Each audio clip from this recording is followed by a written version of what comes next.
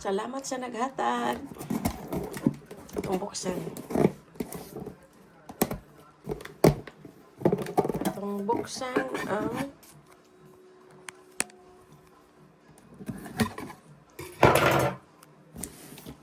kimchi. Wow.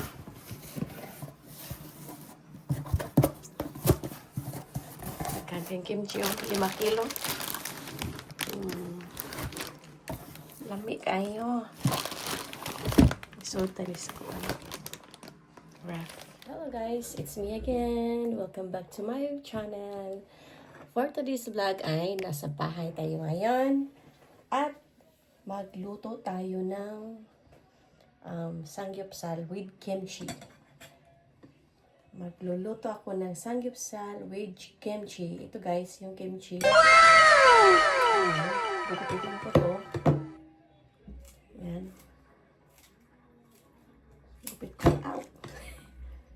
Gupit-gupitin ko to. Tapos, yan. Buo to siya. Buo. Hindi pa to siya nagupit. Ano siya. Buo pa to siya. Oh.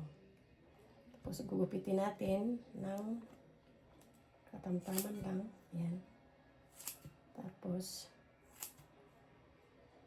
ayan, gupit-gupitin lang.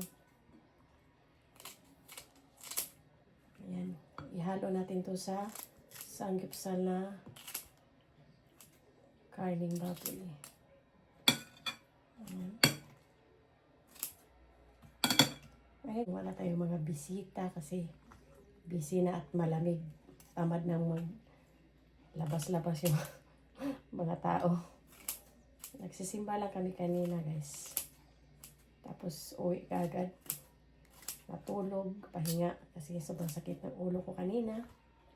Nagsusuka na ako sa sakit ng ulo ko. Kaya nakatulog ako. Yan. Masarap po siya guys ihalo sa samgyeopsal. Samgyeopsal ang tawag dito sa Korea. Ito.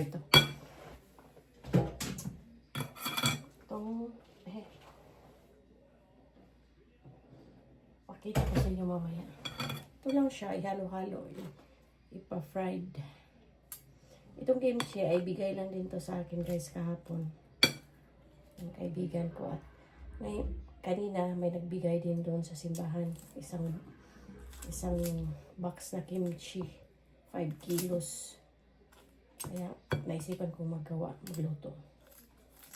Ayun. Ito kimchi na ginagamit ko ngayon ay ibigay ito sa kaibigan ko. Ayan.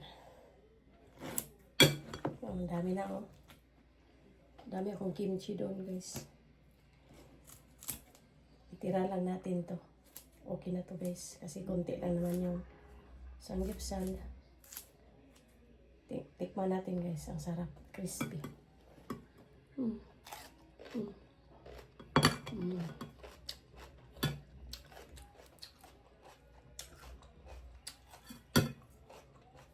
Sarap siya.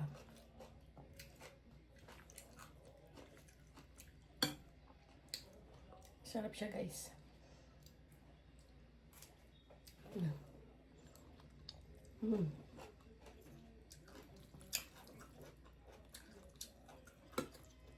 Dagdagan pa natin. Masarap to sa kanin. Itong yung tinatawag na samgyeopsal.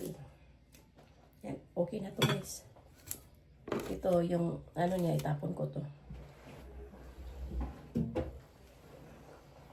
Takpan na natin. Binigyan ako ng isang ganito, baunan. At meron pa doon sa ref. Tingnan nyo yung ko.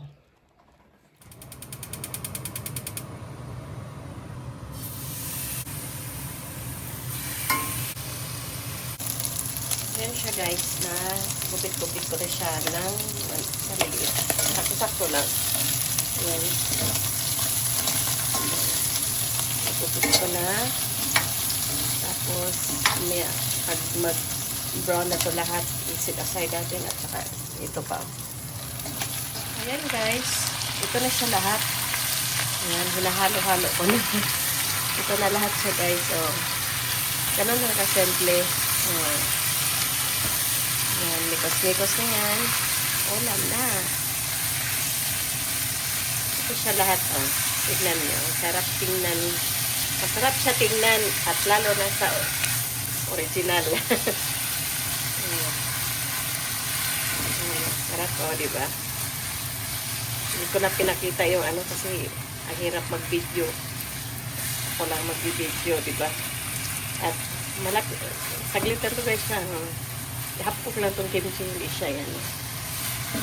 At mamaya, lalabas ako kasi may tumatawag sa akin. Kakain daw kami. May nagluto ng bulalo doon sa kaibigan ko. Puntahan ko na lang mamaya pagkatapos ito kasi kinukulit na ako. Ayan. Ayan. Mikos-mikos na siya. Ayan siya guys. Ganun lang kasimple yung kabali sa atin, ano, yung parang liempo ba. Tapos ihalo mo yung kimchi, mga ilang minutes lang. Sarap kasi siya kasi ano, crispy. Ano siya.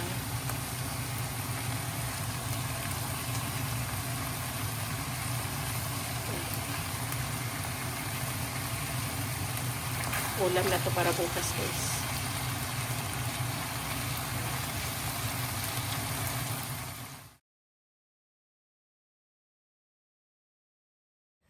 Hello guys. Nasa labas na ako. Oh, katapos ko lang magluto. Pupunta ako doon sa kaibigan ko. May ano daw. Pagkain daw doon. May bulalo daw sabaw doon. Dito sa kapitbahay namin dito. Malapit lang. Dito sa palengke. Ayan. So, save na yung ano natin.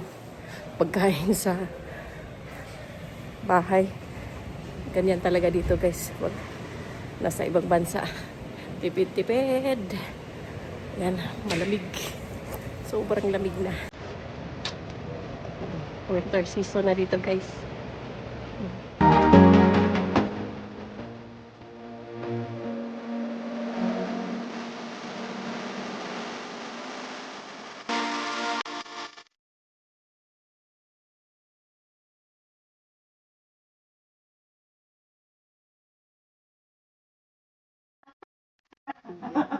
Dahil sa tisoy.